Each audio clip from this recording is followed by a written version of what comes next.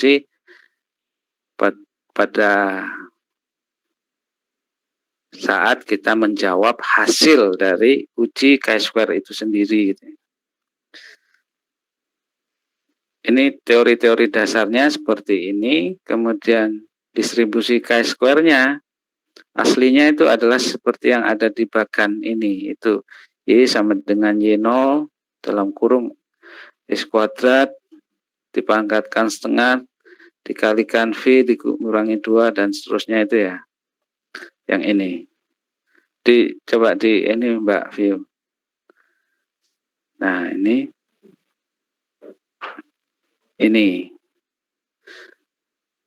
gambaran aslinya.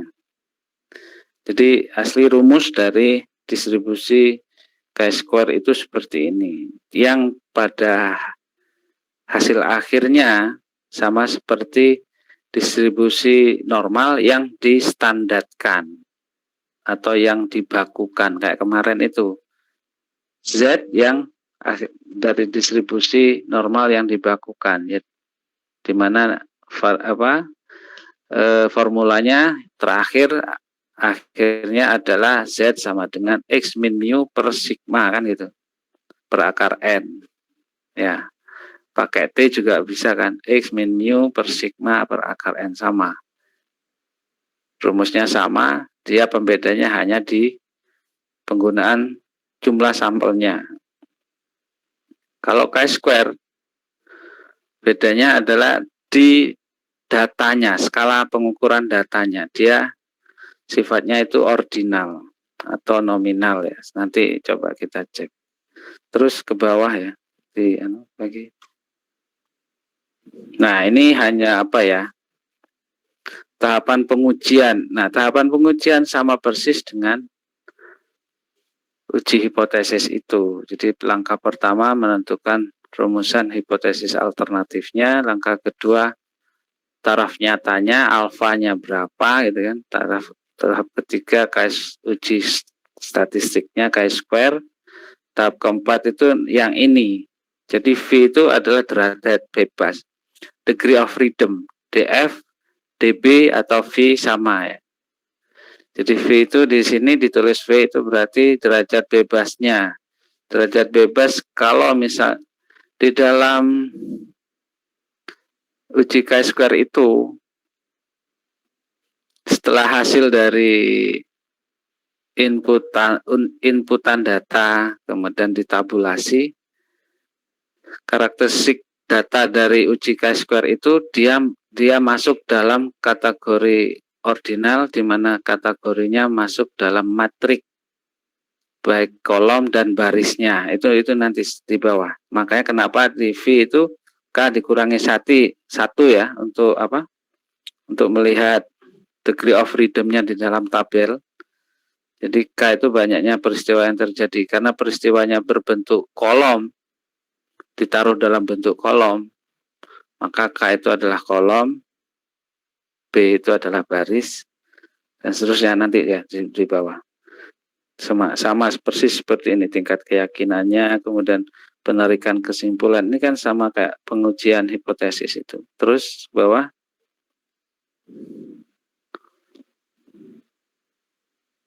Terus ini sama ya kayak itu ya. Jadi pengujian hipotesis di terakhir itu langkah keempat kan, jika statistik hitung lebih besar dari statistik tabelnya, maka tolak H0 atau terima H1 kan gitu.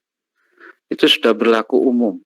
Jadi Anda betul-betul itu diingat bahwa cara merumuskan sebuah hipotesis itu semacam itu nantinya, di mana apakah dia signifikan atau tidak. Signifikan itu artinya jika tolak H0 atau terima H1 itu dikatakan signifikan, atau dalam pengertian jika statistik chi-square hitung lebih besar dari statistik chi-square tabelnya, maka dia disebut signifikan atau terima H1 atau tolak H0, boleh.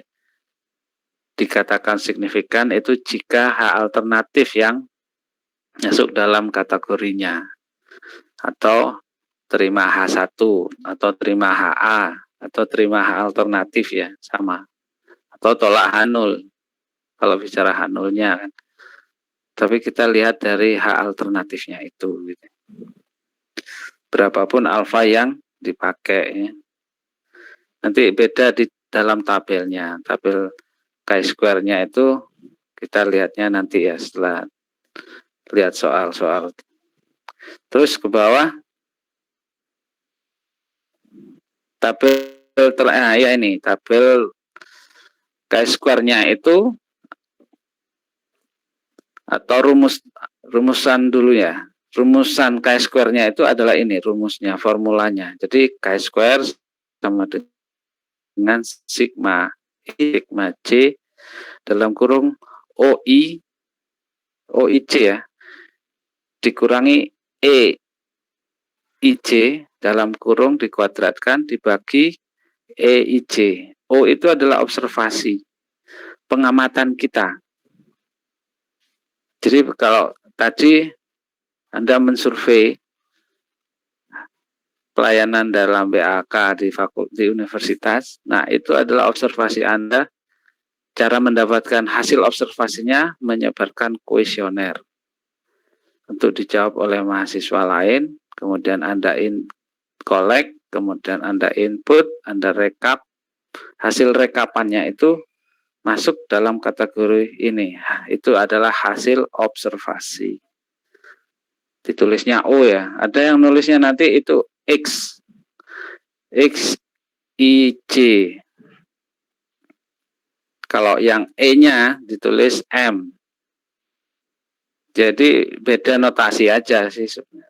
Tapi hasil atau mewakili apa notasi itu sama. Jadi kalau X ya mewakili observasi, M mewakili ekspektasi, atau E harapan. Harapan, jadi yang diharapkan, sesuatu yang diharapkan, frekuensi yang muncul yang diharapkan.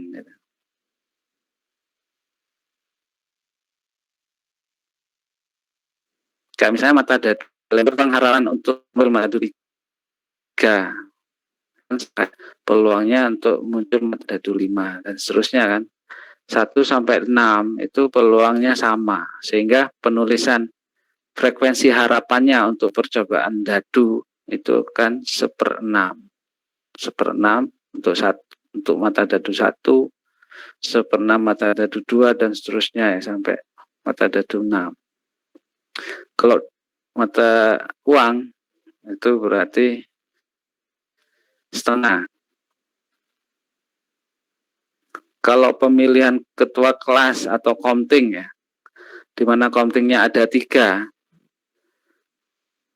A, B, dan C, ya, kita perumpamakan gitu, berarti peluangnya, frekuensi peluang harapannya dari ketiga itu sama. A itu ya sepertiga, B ya sepertiga, C ya sepertiganya dari total keseluruhan. Kalau misalnya ada 100 mahasiswa, berarti ya sepertiga dari 100 ada di A, sepertiga dari 100 di sama. Jadi harapannya pasti mempunyai peluang yang kan beda pada saat hasil dari pengamatan. Pengamatan itu ya beda. Misalnya yang suka ke A itu ada 50, yang B ada 20, yang C berarti 30 kan sisanya dari 100. 50 dari 100 berarti kan setengah. 20 dari 100 berarti 1/5. 30 dari 100 1/3,3 kan ya, kayak gitulah. Jadi semacam itu cara kita apa ya untuk memahami harapan itu beda dengan yang hasil observasi, hasil pengamatan. Nanti kita cek gimana dalam soalnya gitu. Terus ke bawah